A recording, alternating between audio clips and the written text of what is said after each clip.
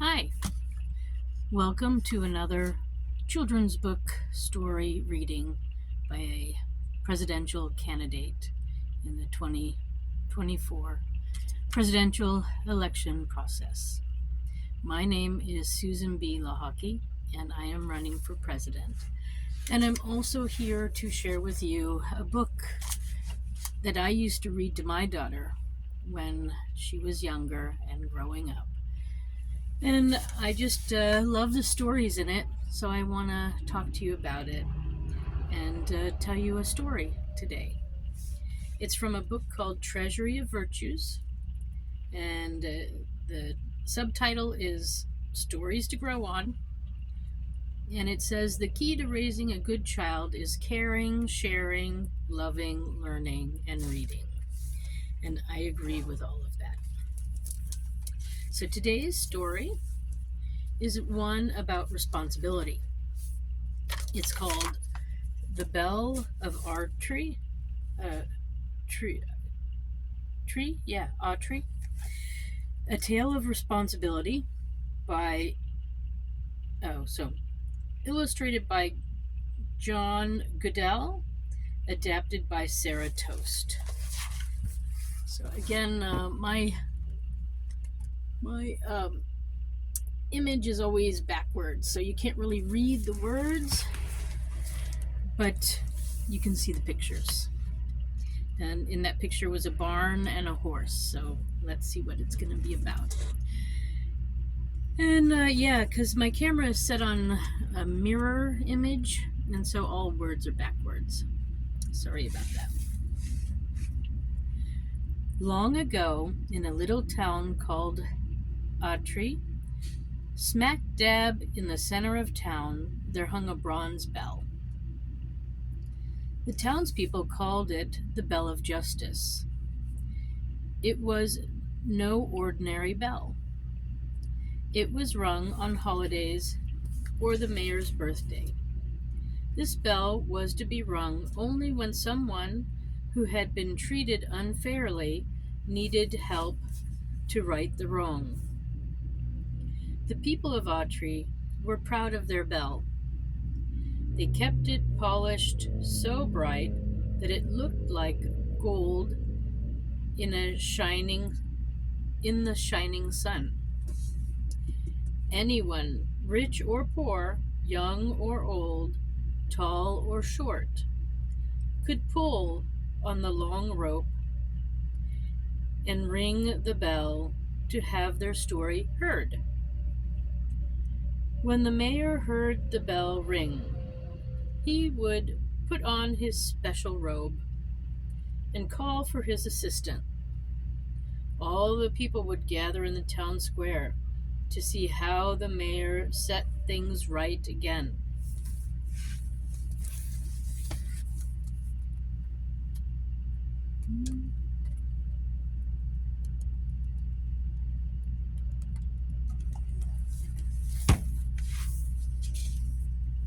Yeah, looks like everybody can reach it. Most of the time, the people of Atri treated each other fairly and honorably, so the bell was hardly ever rung. After many years, however, time took its toll on the bell's rope. The rope had worn away so much that only the tallest person could ring it. Certainly not a child. One day the mayor was on his tour of the town. He liked to walk around and greet all the townspeople. On this day, the mayor saw the sorry state of the bell's rope. "This will never do," exclaimed the mayor. "We need a new rope immediately." Everyone searched high and low, but they could not find a rope that was long enough. The mayor had to send for a new long rope from the town on the other side of the mountain. Meanwhile, the mayor's assistant brought a long, tough grapevine from his fields. It would serve as a bell pull until the new rope arrived. There he is, walking around. And see how short the rope is. Any other, no other illustration.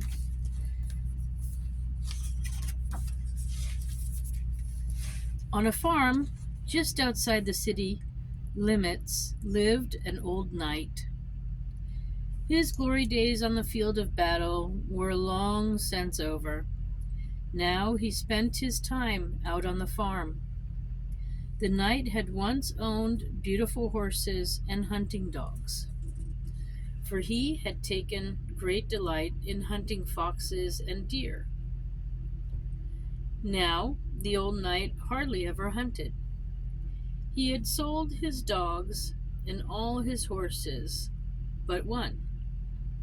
That one horse served the knight faithfully in many battles in his youth.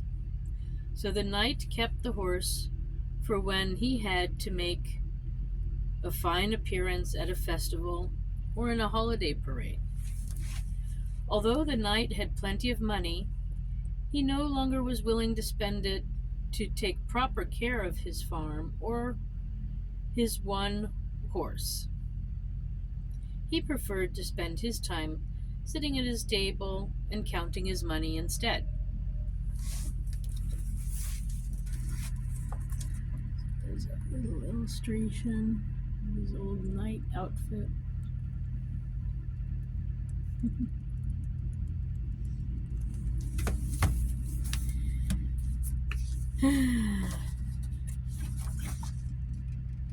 The knight didn't care that the stable was falling down, and the poor horse didn't get any attention.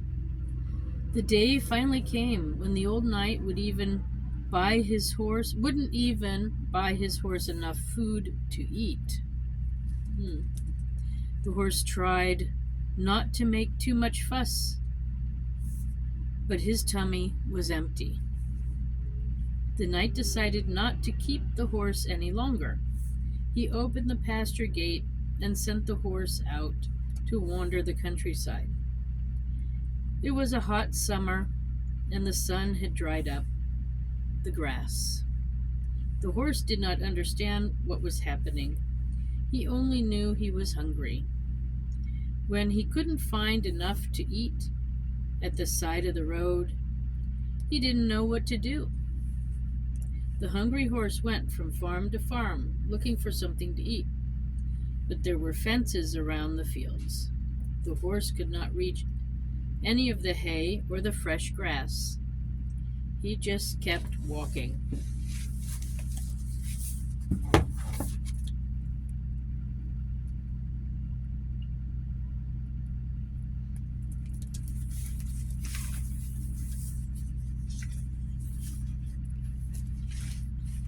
Not wanting to be a bother, the horse did his best to stay out of everyone's way. He wandered the back roads to find some grass to nibble, but he couldn't find enough. He became thinner and thinner. One day the horse was trudging slowly along the road into the town of Atri. He was feeling very sad. The horse walked along with his head hanging low, hoping to spot a trough of grass or two. A nibble here, a nibble there, and without knowing it, he was at the edge of town. He looked up from his place on the road. The horse could see right into the town center. Then something caught the hungry horse's eye. He craned his neck forward to be sure he was seeing correctly. Sure enough, there was a juicy green vine hanging down from a bell. A bright green leaf almost touched the ground. The horse couldn't believe his eyes.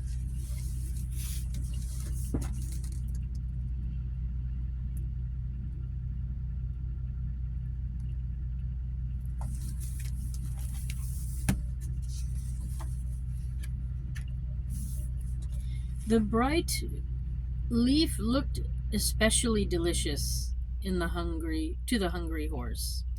He went the rest of the way into the square. No one was in sight, so he walked right up to the green vine.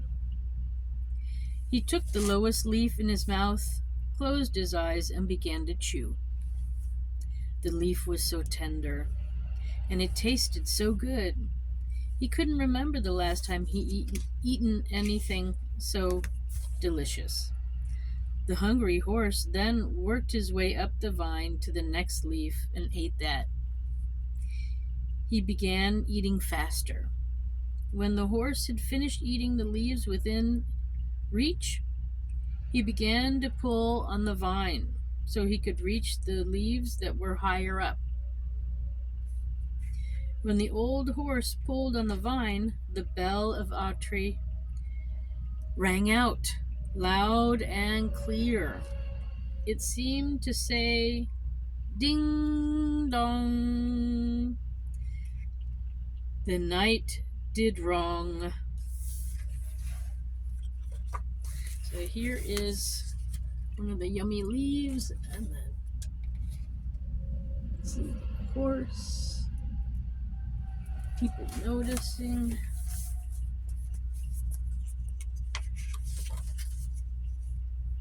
The good people of Atri heard the bell of justice ringing. They quickly gathered in the town square to find out who had been wronged. When the mayor heard the bell, he put on his robe and called for his assistant. "We must go and make sure justice is served," said the mayor. They went to the bell. The people were astonished at the sight of the old horse tugging at the vine. The horse was so hungry he didn't even notice the people. "I remember this horse," said the mayor. "This is the old knight's horse. The noble steed served the knight well for many, many fierce battles and years. He was always a brave and loyal horse. Now he is a hungry horse without a good home," said a little girl. "The horse deserves justice just as much as any person," said the mayor. "Send for the knight."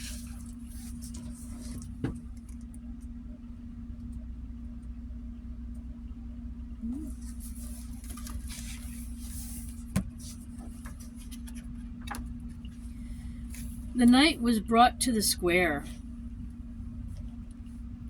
Then the mayor looked at him and began his address. "Knight," said the mayor, "this horse was your faithful servant for many years when he was young. Now that he is old, you have turned him away to find food and shelter for himself, even though you have plenty of money to care for him." The townsfolk shouted, "Hear, hear." The mayor continued, "Knight, I hereby decree that you should pay for this horse to be properly sheltered and fed for the rest of his life." The townsfolk cheered, "Hip, hip, hooray." They knew justice had been served. At the knight's home, the mayor's assistant took enough of the knight's gold to pay for the proper care of the horse for the rest of his days.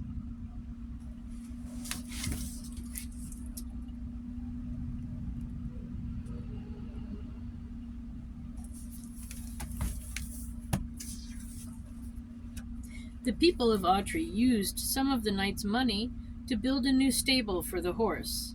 They took turns making sure the old horse always had plenty of hay and fresh water. The children were especially fond of the old hero. They were always coming to feed him a tasty carrot or sugar cube. Sometimes they would ride on the horse's back and pretend they were knights. The horse felt very loved, and he was very happy. Just as before, the people of Atri were, for the most part, honest and decent. They treated each other well, so the bell of Atri was seldom rung. But the story of how the old horse rang the bell for justice was told often.